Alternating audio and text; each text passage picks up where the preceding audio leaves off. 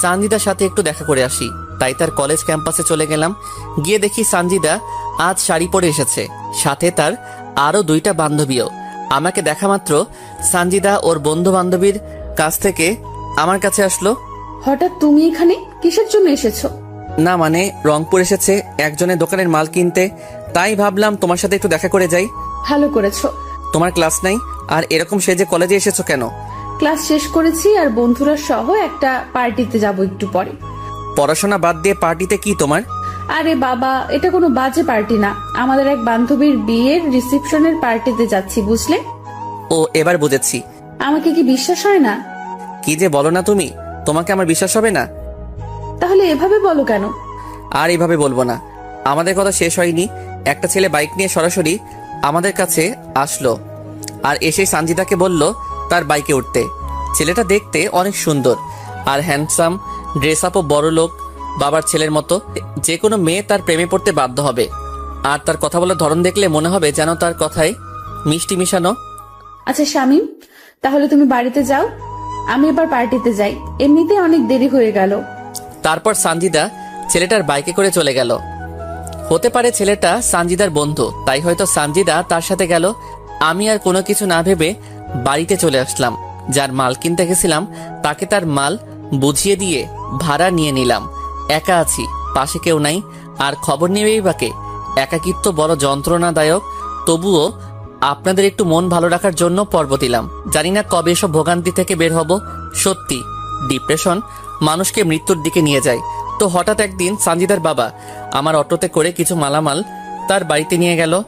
তো সেই মালামালগুলো আমি তাদের বাড়ির ভিতরে ঢুকিয়ে দিতেছি। যখন শেষবার তাদের বাড়িতে ঢুকবো, হঠাৎ অনেকগুলো মেয়ের হাসির আওয়াজ আমার কানে আসলো। আমার মন বলতেছে সানজিদা বাড়িতে এসেছে, তা না হলে এত মেয়ে তো এদের বাড়িতে আসার কথা না। কৌতূহল বশত আমি সেই হাসির আওয়াজের দিকে এগিয়ে যেতে থাকলাম। তখনও আমার কাঁধে সানজিদার বাবার কেনা চাউলের বস্তা। তখন আমি উকি মেরে দেখতে থাকলাম সানজিদা আছে কিনা। আমি উকি দিয়ে দেখি সানজিদা একটা ছেলেকে জড়িয়ে ধরে আছে, আর ছেলেটা কেউ নয়, সেদিনের বাইকের ছেলেটা। এবং তার বান্ধবীরা নানা রকম কথা বলতেছে। তোর সাথে রাপি ভাইয়াকে সেই মানিয়েছে। দেখতে হবে না পছন্দটা কার। তো ভাইয়ার সাথে কি বিয়ে দেবে তোর বাবা? আরে দিবে না কেন, তাছাড়া আপু আছে না। আপু কি করবে আবার? এ তো আপুর দেবর, বুঝলি? শালিকারা, তোমরা কোনো চিন্তা করো না, আমরা তার সবকিছু প্ল্যান সাজিয়ে রেখেছি। কি প্ল্যান ভাইয়া?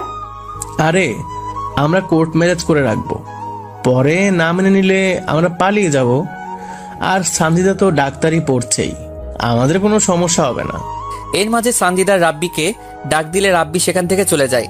তখন সানজিদার সেই বান্ধবী, মানে যার কথাতে সানজিদাকে মেনে নিয়েছিলাম, সে বলতেছে, সানজিদার শামীম ভাইয়াকে কি এভাবে ঠকানো ঠিক হচ্ছে তোর?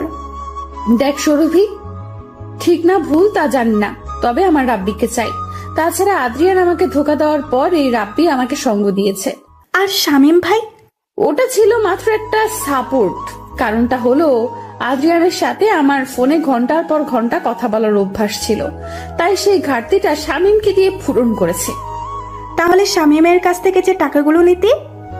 বাবা যে টাকাগুলো দিত বন্ধু বান্ধবীদের সাথে ঘুরে ফিরে করে পার্টি করা ইত্যাদি করতেই শেষ হয়ে যায়, তাই তো ওই বলদটাকে ব্যবহার করেছি। তবে বলদটার টাকা দিয়ে আমার অনেক উপকার হয়েছে। মানে? দেখ, তোরা তো আমার বান্ধবী, আর তোরা তো আমার সব কথাই জানিস, তাই এসবও জেনে রাখ।